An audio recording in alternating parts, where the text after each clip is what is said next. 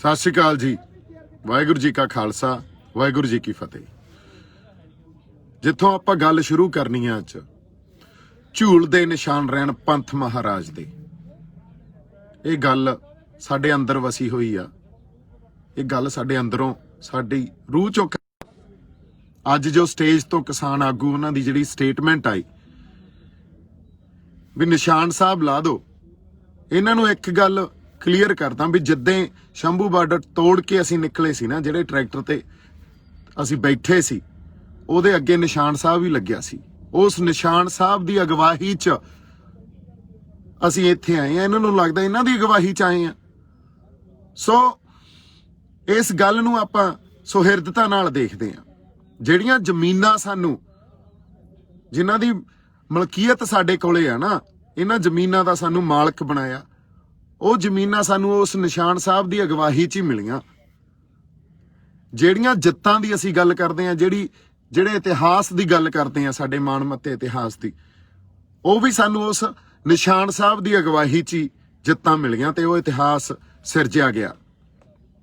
ਅੱਜ ਇਹਨਾਂ ਨੂੰ ਨਿਸ਼ਾਨ ਸਾਹਿਬ ਤੋਂ ਡਰ ਲੱਗਣ ਲੱਗ ਗਿਆ ਕਿ ਸਾਡੀ ਮਾਨਸਿਕਤਾ 'ਚ ਤੁਸੀਂ ਨਿਸ਼ਾਨ ਸਾਹਿਬ ਦਾ ਡਰ ਪਾਉਣਾ ਚਾਹੁੰਦੇ ਹੋ। ਪਹਿਲਾਂ ਤੁਸੀਂ ਸਾਨੂੰ ਸ਼ਾਸਤਰ ਤੋਂ ਹੀਣੇ ਤਾਂ ਕਰ ਹੀ ਦਿੱਤਾ, ਹੁਣ ਸਾਡੇ ਨਿਸ਼ਾਨ ਤੋਂ ਵੀ ਹੀਣੇ ਕਰਨ ਨੂੰ ਫਿਰਦੇ ਹੋ।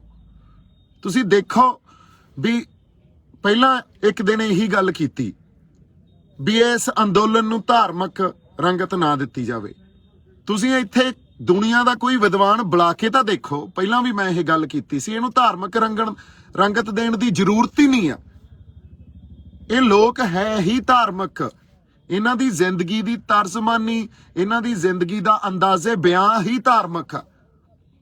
ਸੋ ਜੇ ਤੁਸੀਂ ਇਹਨਾਂ ਚੀਜ਼ਾਂ ਤੋਂ ਡਰਦੇ ਹੋ ਤੇ ਸਾਨੂੰ ਡਰਾਉਣੇ ਹੋ, ਇੱਕ ਗੱਲ ਤੁਹਾਨੂੰ ਦੱਸ ਦਈਏ, ਉਸ ਨਿਸ਼ਾਨ ਸਾਹਿਬ ਦੀ ਅਗਵਾਈ 'ਚ ਹੀ ਇਹ ਅੰਦੋਲਨ ਲੜਿਆ ਜਾਊਗਾ। ਉਸ ਨਿਸ਼ਾਨ ਸਾਹਿਬ ਦੀ ਅਗਵਾਈ 'ਚ ਹੀ ਸਾਨੂੰ ਸੋਵਰਨ ਜਿਹੜੀ ਫੀਲਿੰਗ ਆ ਨਾ, ਸੋਵਰਨ ਹੋਣ ਦੀ, ਆਜ਼ਾਦ ਹੋਣ ਦੀ, ਵੀ ਅਸੀਂ ਸਿਰਫ ਅਕਾਲ ਪੁਰਖ ਵਾਹਿਗੁਰੂ ਦੇ ਅਧੀਨ ਆ, ਅਸੀਂ ਹੋਰ ਕਿਸੇ ਦੇ ਅਧੀਨਗੀ ਕਦੇ ਕਬੂਲਦੇ ਨਹੀਂ ਆ। ਉਸ ਨਿਸ਼ਾਨ ਸਾਹਿਬ ਦੀ ਅਗਵਾਈ 'ਚ ਇਹ ਅੰਦੋਲਨ ਲੜਿਆ ਜਾ ਰਿਹਾ।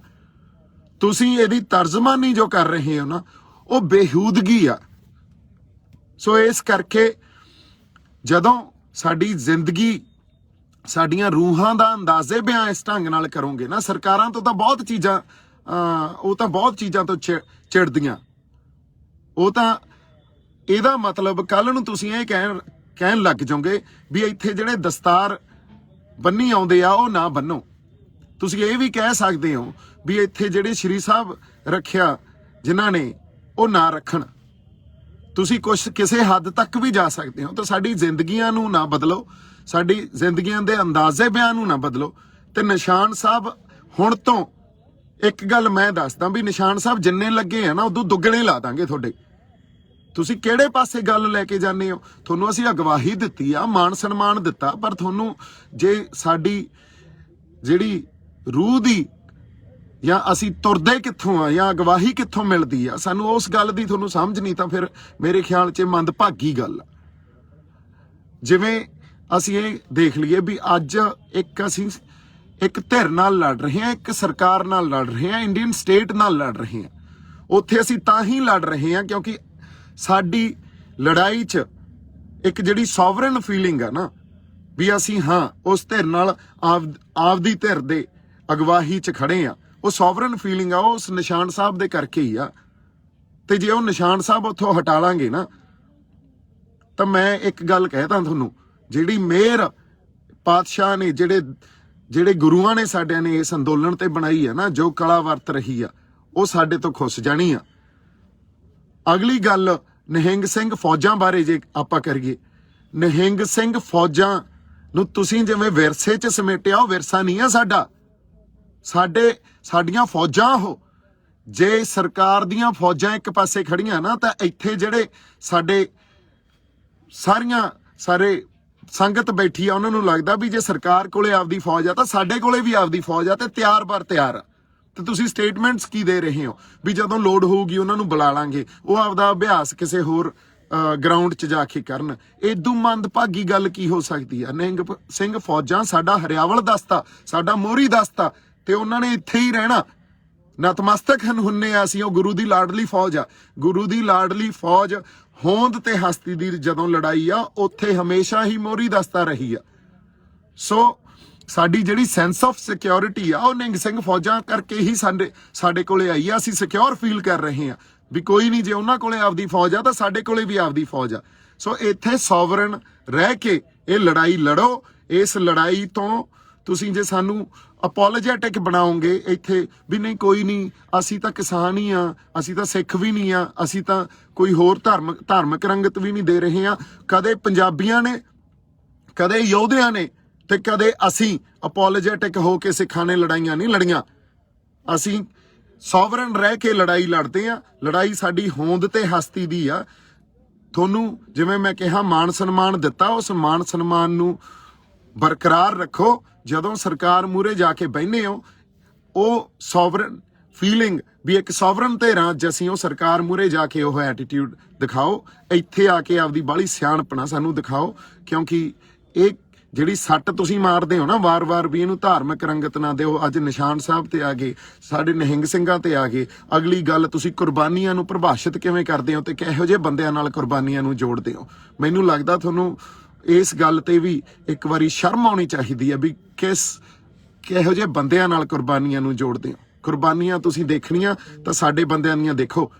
ਉਹ ਜਿਹੜੇ ਖਾਲੜਾ ਸਾਹਿਬ 25,000 ਬੰਦਿਆਂ ਦਾ ਹਿਸਾਬ ਲੈ ਕੇ ਆਏ ਸੀ, ਉਹ ਸੀ ਕੁਰਬਾਨੀਆਂ। ਕੁਰਬਾਨੀਆਂ ਸਾਡੇ ਬੰਦਿਆਂ ਦੀਆਂ ਦੇਖੋ ਕੀ ਕੁਛ। ਆਹ ਜ਼ਮੀਨਾਂ ਜਿਹੜੀਆਂ ਜਿਨ੍ਹਾਂ ਦੇ ਮਾਲਕ ਅਸੀਂ ਬਣੇ ਬੈਠੇ ਆ, ਇਹ ਵੀ ਉਹਨਾਂ ਕੁਰਬਾਨੀਆਂ ਨੇ ਤੇ ਉਹਨਾਂ ਸ਼ਹਾਦਤਾਂ ਨਹੀਂ ਬਚਾਈਆਂ। ਅੱਜ ਜੇ ਤੁਸੀਂ ਇਹਦੀ ਤਰਜਮਾਨੀ ਕਿਸੇ ਹੋਰ ਢੰਗ 'ਚ ਕਰੋਗੇ ਨਾ ਤਾਂ ਇਹ ਮਨਜ਼ੂਰ ਨਹੀਂ ਹੋਊਗੀ। ਸੋ ਇਸ ਕਰਕੇ ਮੇਰੀ ਜਿਹੜੀ ਫੇਰ ਇੱਕ ਬੇਨਤੀ ਆ ਤੇ ਸੁਹਿਰਦਤਾ 'ਚ ਰਹਿ ਕੇ ਅਸੀਂ ਇਹ ਗੱਲ ਦੇਖਦੇ ਆ ਵੀ ਸਾਡੇ ਕੋਲੇ ਆਪਦਾ ਨਿਸ਼ਾਨ ਆ। ਉਸ ਨਿਸ਼ਾਨ ਹੇਠਾਂ ਹੀ ਫੌਜਾਂ ਲੜਦੀਆਂ। ਉਸ ਨਿਸ਼ਾਨ ਹੇਠਾਂ ਹੀ ਜਿਹੜੀ ਦੂਜੀ ਧਿਰ ਆ ਉਹਨੂੰ ਇਹ ਦੱਸਿਆ ਜਾਂਦਾ ਵੀ ਅਸੀਂ ਸੋਵਰਨ ਆ, ਸਾਨੂੰ ਸਾਡੇ ਹੱਕ ਚਾਹੀਦੇ ਆ, ਅਸੀਂ ਆਪਦੇ ਹੱਕਾਂ ਦੀ ਲੜਾਈ ਲੜਨ ਆਏ ਆ। ਪੰਜਾਬ ਨੇ ਹਜੇ ਬਹੁਤ ਹੱਕ ਲੈਣੇ ਆ ਆਪਦੇ।